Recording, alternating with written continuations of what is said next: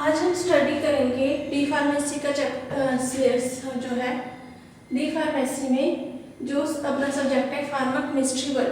फार्माकेमिस्ट्री one का हमारा chapter चल रहा था acid base and buffers. Acid base and buffers हम लोग स्टडी कर रहे थे। इसमें क्या हमने स्टडी किया था कि इसमें हमने स्टडी किया था एसिड बेस के बारे में, ठीक है। उसमें जो थ्योरीज थी उनके बारे में। हमारी लास्ट जो थ्योरी चल रही थी लुईस कंसेप्ट थी, ठीक है। उसमें हमने क्या लिमिटेशंस पढ़नी थी। जो लुईस कंसेप्ट बनाया था, ठीक है, उसका मीनिंग था इलेक्ट्रॉन डोनर और एक्सेप्टर सिस्टम। इसमें क्या था जो लुईस कंसेप्ट था, इसमें लिमिटेशंस था क्या थे, जो एसिड एंड बेस रिएक्शंस है, ठीक है। लिमिटेशंस ऑफ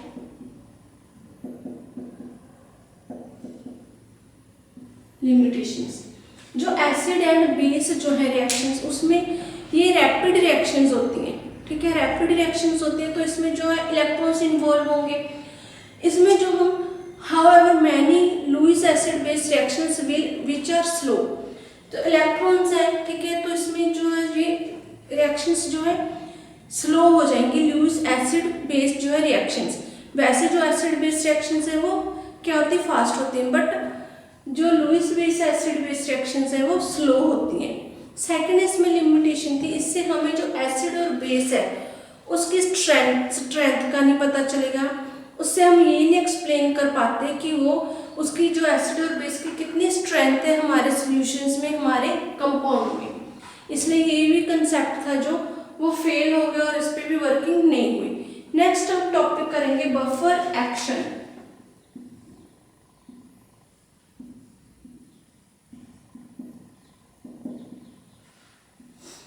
बफर एक्शन क्या है, ये इंपॉर्टेंट है, एग्जाम में आता है 5 नंबर या 4 नंबर में।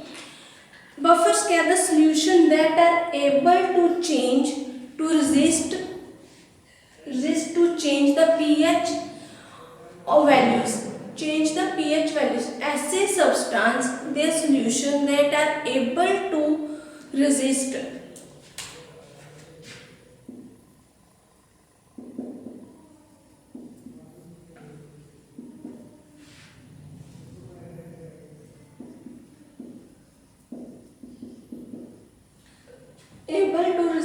चेंज द पीएच वैल्यूज, जो पीएच वैल्यूज चेंज कर सके, ठीक है। ऐसे सॉल्यूशंस जिनके कारण पीएच वैल्यू है जो वो चेंज हो सके,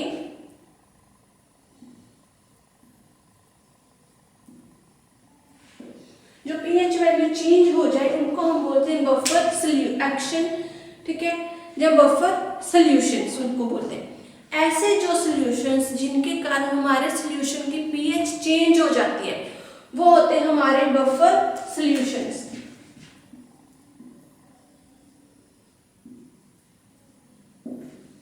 बफर सॉल्यूशंस। अब इसमें क्या है, इसमें हम जो बफर सॉल्यूशंस है उसमें मिक्सचर होता है सॉल्ट का, weak acid and it's salt, या फिर weak base and it's salt. इनमें जो मिक्सचर होता है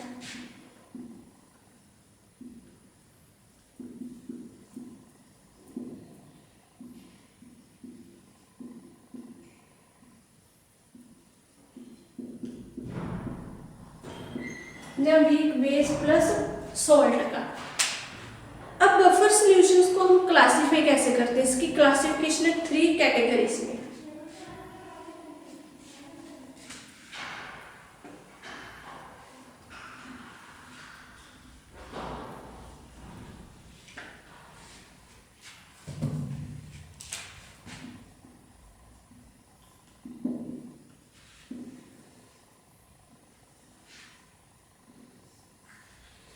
कैटेगरीज में डिवाइड करेंगे इसको, acidic buffer solution, basic buffer solution and neutral buffer solution.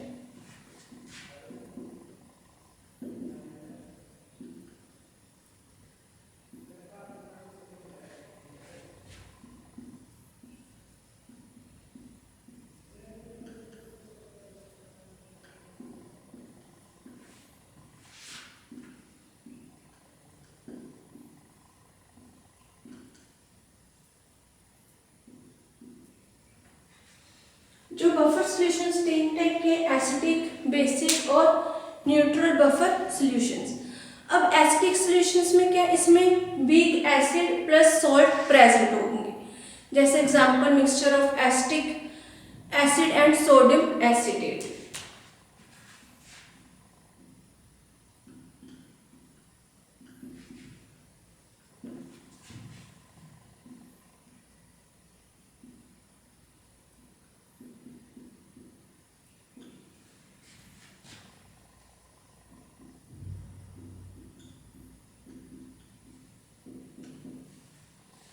Acetic acid plus जो है sodium acetate.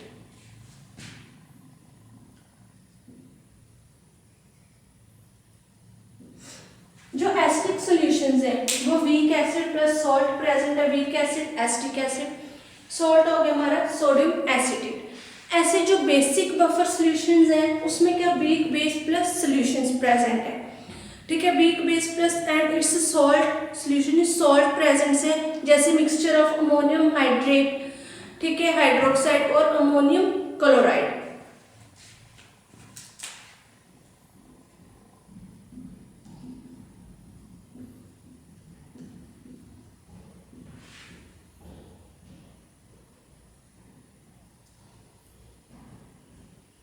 Plus ammonium chloride.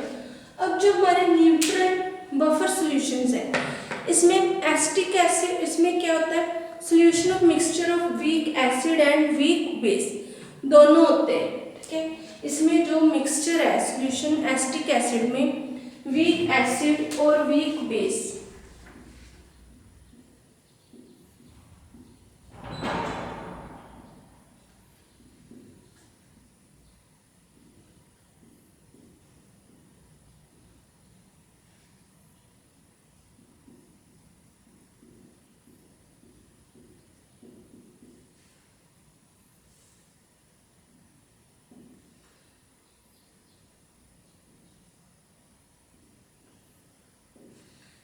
जैसे इसमें वीक एसिड हो गया एसिटिक एसिड और वीक बेस अमोनियम हाइड्रोक्साइड। आगे हमारा बफर एक्शन। ठीक है, बफर एक्शन क्या है,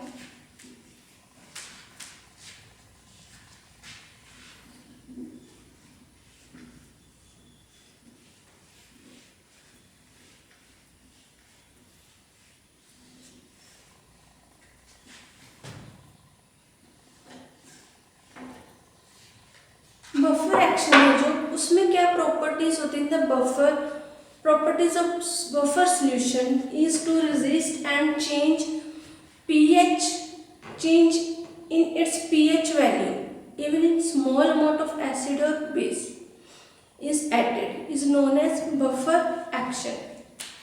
जब हम किसी भी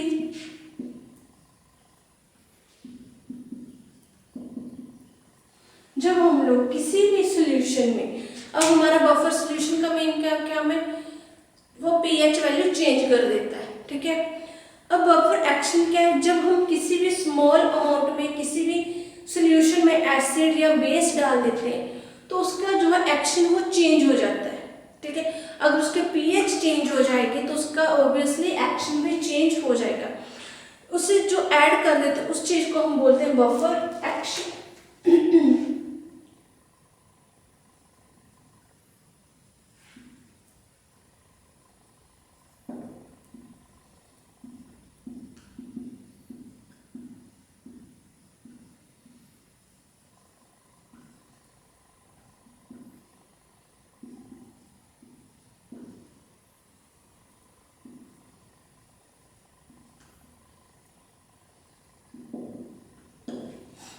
बफर एक्शन क्या है, जब हम स्मॉल अमाउंट में एसिड और बेस ऐड कर देते हैं, small amount of acid and base added in the any solution, ठीक है, उस चीज को हम बोल देते हैं उसका बफर एक्शन। अब एग्जांपल है जैसे हाइड्रोजन आयन कंसंट्रेशन pH,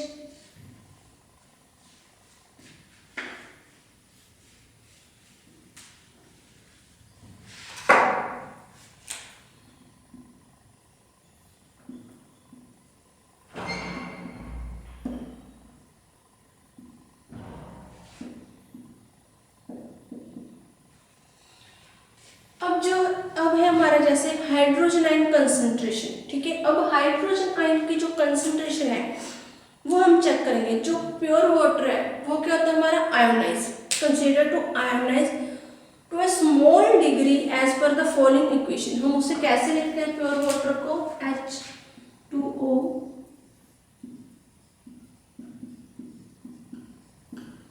ठीक है, ऐसे लिखते हैं ना, H positive plus OH negative water को। अब हमने क्या इसके आयन कंसंट्रेशन निकालनी है, कितनी आयन कंसंट्रेशन होगी। इसके लिए हम क्या करते हैं, इसमें K ले लेते हैं। K क्या है हमारा कांस्टेंट है, यहाँ पर K ले लिया हमने, H positive plus over H2O।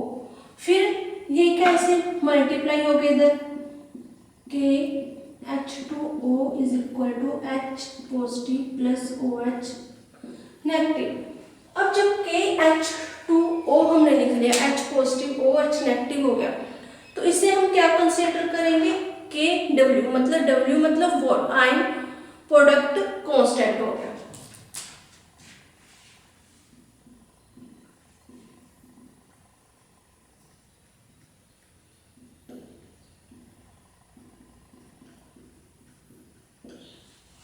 हम इसे लिखते हैं KW equal to H plus OH। अब यहाँ पर KW हमने क्यों लिया, वाटर है, वाटर का हमने आयोनाइज निकाल रहे हैं, ठीक है। इसमें हम लिखे आयन प्रोडक्ट कांस्टेंट।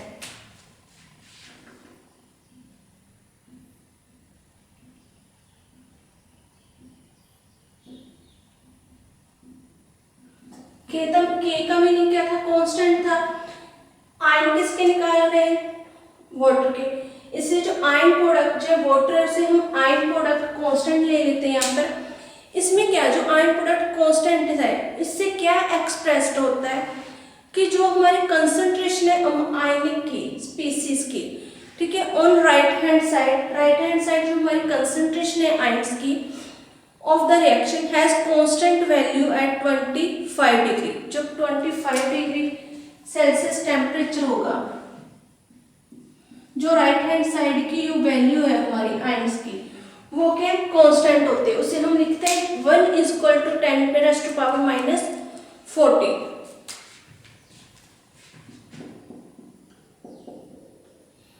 ठीक है, जो इनकी पावर है इसको हम लिख लेते हैं, जो राइट हैंड साइड की 1 × 10⁻⁴।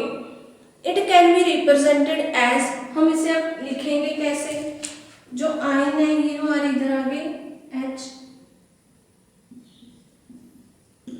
इसको राइट हैंड साइड लिखेंगे हम 1 × 10⁻⁴। इन प्योर वाटर, जो वाटर है अब इसमें बोथ जो साइड है concentration, the concentration on both side are equal each having, अब ये दो है कंसंट्रेशन 1 × 10⁻⁴ है, तो इसकी जो कंसंट्रेशन दोनों की सेम होगी, ठीक है। यही कंसंट्रेशन होगी H1 की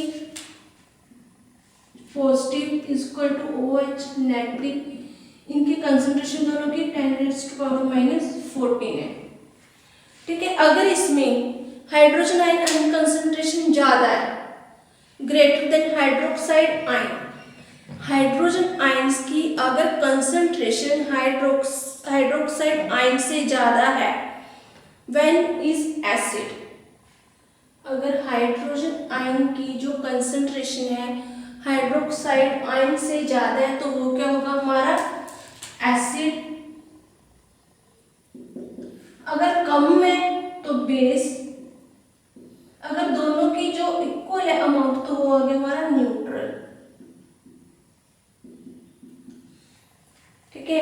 अब एसिड कैसे पता चलेगा, जब H positive greater than OH negative, base जब H positive less than OH negative, जब H positive is equal to OH negative, वो हो गया हमारा न्यूट्रल। इससे हमें पता चलेगा कि value of hydrogen ion concentration, हमारा जो सॉल्यूशन है उसमें हाइड्रोजन आयन्स की कंसंट्रेशन कितनी है। उसके बाद हमारा पीएच स्केल, हमने सबने पीएच स्केल तो देखा है, या +1 +2 में भी केमिस्ट्री में जब हम लोग पीएच चेक करते थे, ठीक है। उस टाइम एसिड बेस की जो थ्योरी है उसके टाइम, ठीक है, प्रैक्टिकल्स के टाइम हमने पीएच जो स्केल है वो देखा है।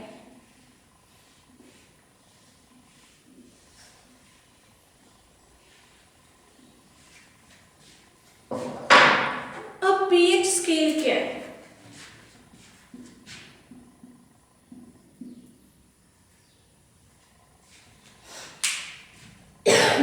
जो हाइड्रोजन आयंस है उनकी कंसंट्रेशन हम हमेशा किसमें एक्सप्रेस करते हैं? मोल या लीटर्स में, ठीक है।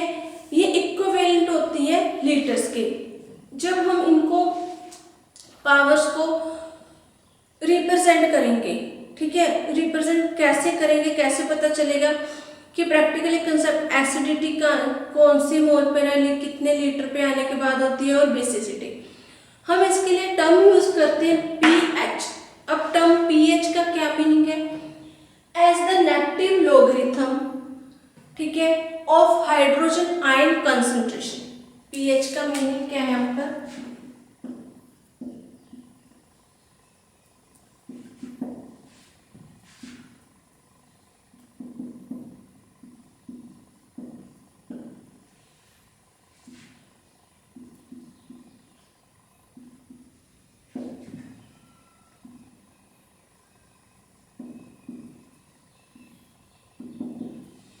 नेगेटिव लॉगरिथम, ठीक है, नेगेटिव लॉगरिथम था of hydrogen ion concentration, sorry hydrogen ion concentration. जो हाइड्रोजन के आयंस थे, ठीक है, उनके हम नेगेटिव पीएच में नेगेटिव लॉगरिथम में उसे रिप्रेजेंट करेंगे। कैसे करेंगे? PH is equal to minus log H positive, ठीक है। माइनस लॉग का मतलब लॉगरिथम हो गया। अब ये किसके इक्वल होता है? 1 मोल के। तो हम इसे लिखेंगे माइनस लॉग 1/h पॉजिटिव, ठीक है। उसके बाद है, अगर इन प्योर वाटर में हमारी वैल्यू कितनी थी? 10⁻⁻⁷ इन प्योर वाटर में हाइड्रोजन, क्योंकि टोटल में कितनी थी? 1 × 10⁻⁻40, ठीक है। अब हाफ है हमारी H पॉजिटिव की वैल्यू लिखनी हमने, तो हम सिर्फ कितनी पावर लिखेंगे? 10⁻⁷,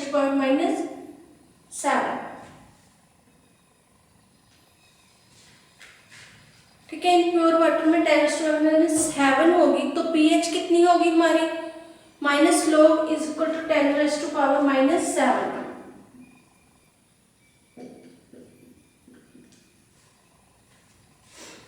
इसके बाद हम अब क्या करेंगे? log 1 प्लस log 7 जो हमारी ये टर्म्स थी, ठीक है, log 1/h पॉजिटिव, ठीक है। इसमें log के साथ क्या log h आ गया, ठीक है, ऐसे।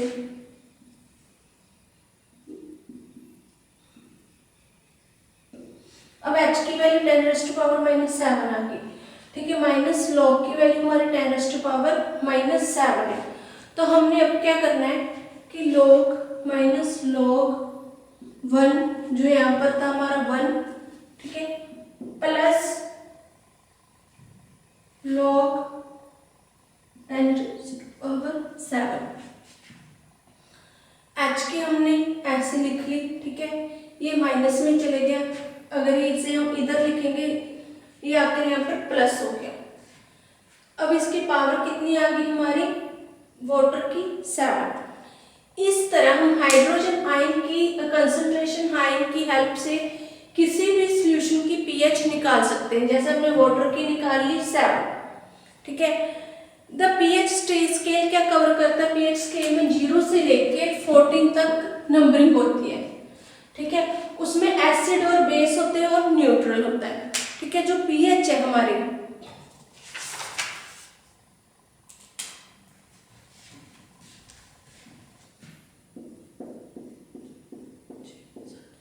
ये है न्यूट्रल,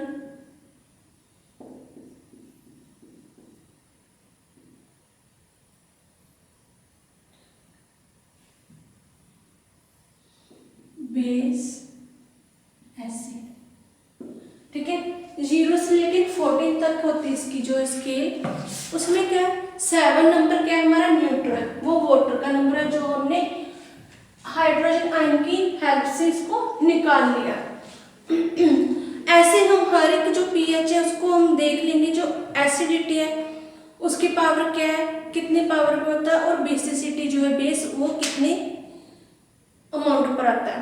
जैसे इसमें क्या है, अगर हमारी solution is acidic and H जो है जो एच पॉजिटिव वो लो होंगे, ठीक है।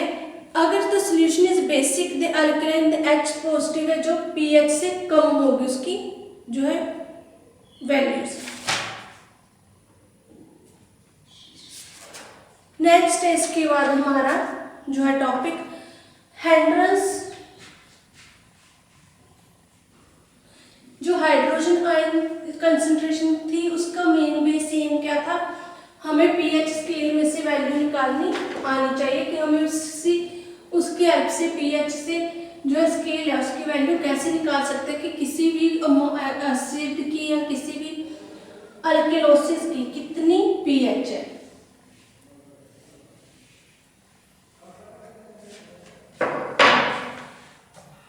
नेक्स्ट है हमारा टॉपिक है हेंडरसन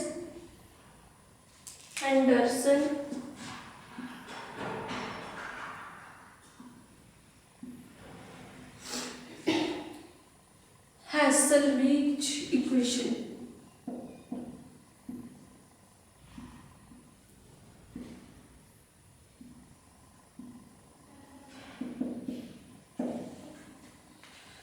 इसमें क्या है, हाइड्रोजन आयन कंसंट्रेशन जो हमने पहले निकाली थी वीक एसिड और बेस की, सेम उसी तरह हमने करना है, ठीक है।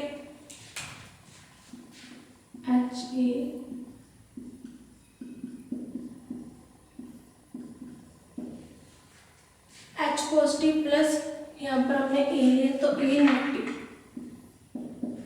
यहाँ पर के आ गया,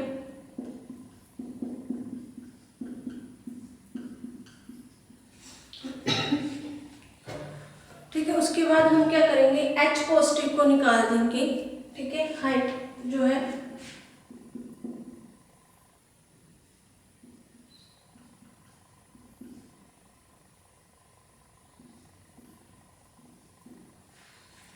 जो हमारे एच पॉजिटिव है, ठीक है, वीक एसिड है, हाइड्रोजन आयन है, उसको हम निकाल देंगे। अब इसका दोनों साइड हम क्या लेंगे, लॉग, जो हमने 9th 10th में भी किए हैं लॉग के, taking log on both side.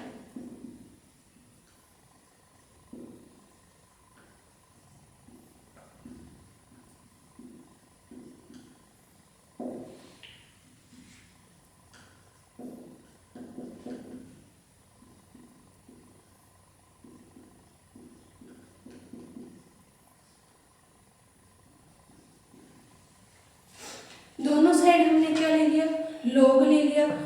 अब लॉग लेने के बाद हमने क्या किया, इसकी पीएच, लॉग एच पॉजिटिव क्या है, इसका लॉग लेने के बाद क्या है हमारे पास, pH is equal to pKa, ठीक है। पीकेए मतलब ए को के क्या था इसमें कांस्टेंट, पीकेए प्लस लॉग इसका लिया हमने, जो लॉग है ए नेगेटिव और एच ए,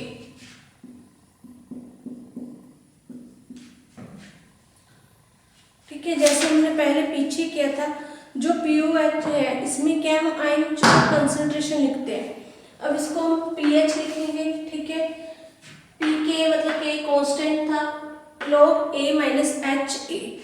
जो हेंडरसन हैसेलबीच इक्वेशन है इससे क्या हम कैलकुलेट कर सकते हैं, हेल्प क्या करता है हमारी, pH of the buffer solution of non concentration. इससे हम लोग इट हेल्प्स टू कैलकुलेट, हम क्या कैलकुलेट कर सकते हैं, जो बफर सॉल्यूशन की पीएच है वो हमारी कितनी है। इसलिए हम हेंडरसन हैसेलबीच जो इक्वेशन है वो करते हैं। जो पीएच ऑफ जैसे नॉर्मल ब्लड है उसकी होती है 7.3 से लेकर 7.4 तक, नॉर्मल ब्लड रेंज। अब इसमें ब्लड फॉल्स बिलो 7.3, अगर 7.3 से कम है, ठीक है, फिर तो वो हो गया हमारी एसिडोसिस। अगर ज्यादा है तो वो हो गया अल्केलोसिस। ठीक, अगर उसकी जो वैल्यू है वो 7.3 की पीएच ड्रॉप 7.4 तक आ जाती है तो हम उसे बोलते हैं न्यूट्रलाइज। ठीक, नेक्स्ट है हमारे कंपाउंड्स। अब जो हम कंपाउंड स्टार्ट करेंगे उसमें हमने स्टडी क्या क्या करना है कंपाउंड्स में, जैसे हम लोगों ने उसके कंपाउंड की मॉलिक्यूलर वेट, उसका सिनोनिम, ठीक है, उसके structures, properties, occurrence, physical properties, preparations, ठीक है, जिनकी प्रेपरेशन हमें दी हुई होंगी हम वो उसमें सिलेबस में वो हम करेंगे। उसका उसके यूज, स्टोरेज,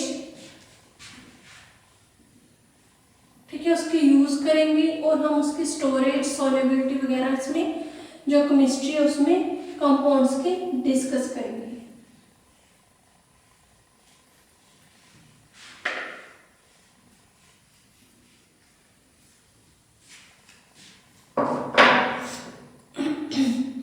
फर्स्ट जो हमारा कंपाउंड है हम वो डिस्कस करेंगे बोरिक एसिड।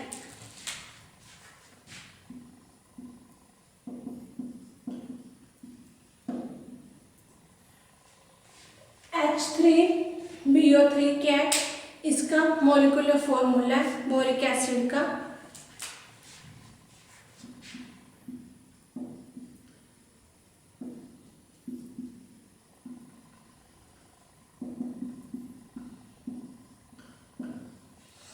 H3BO3 इसका मॉलिक्यूलर फॉर्मूला है।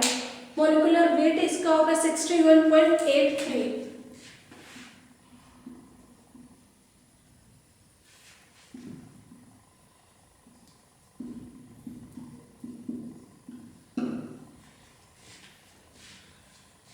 जो इसका सिनोनिम है हम उसे बोलते हैं boracic acid, other name synonym.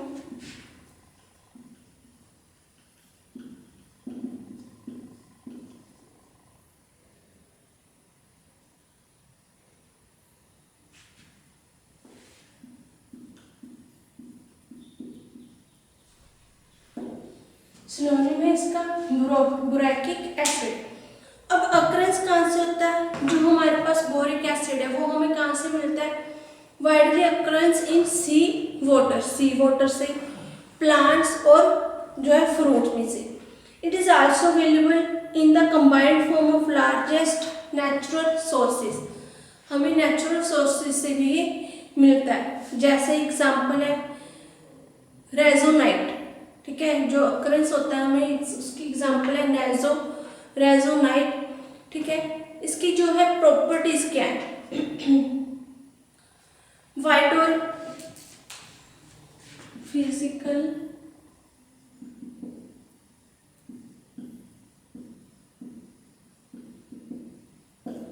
White crystalline powder है, ठीक है, जो है बोरिक एसिड। वाइट क्रिस्टल्स होते हैं या कलरलेस क्रिस्टल्स भी होते हैं इसके।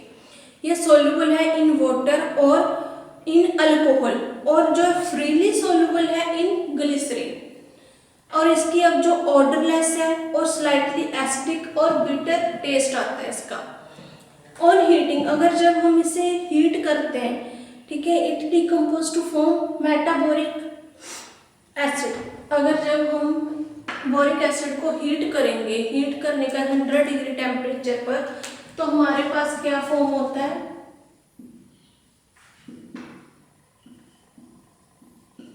मेटाबोरिक, ठीक है, जो है मेटाबोरिक एसिड अवेलेबल होता है, जहाँ HbO2 हमारे पास अवेलेबल होता है। अगर इसकी स्टोरेज है जो वो हम करते हैं स्टोर इस वेल क्लोज्ड कंटेनर में। जो वेल क्लोज्ड कंटेनर्स है उसमें हम स्टोर करेंगे ताकि जो मॉइस्चर है, ठीक है, जो moisture and floral particles, dust है वो अंदर ना जा सके मेडिसिन के। अब इसका यूज,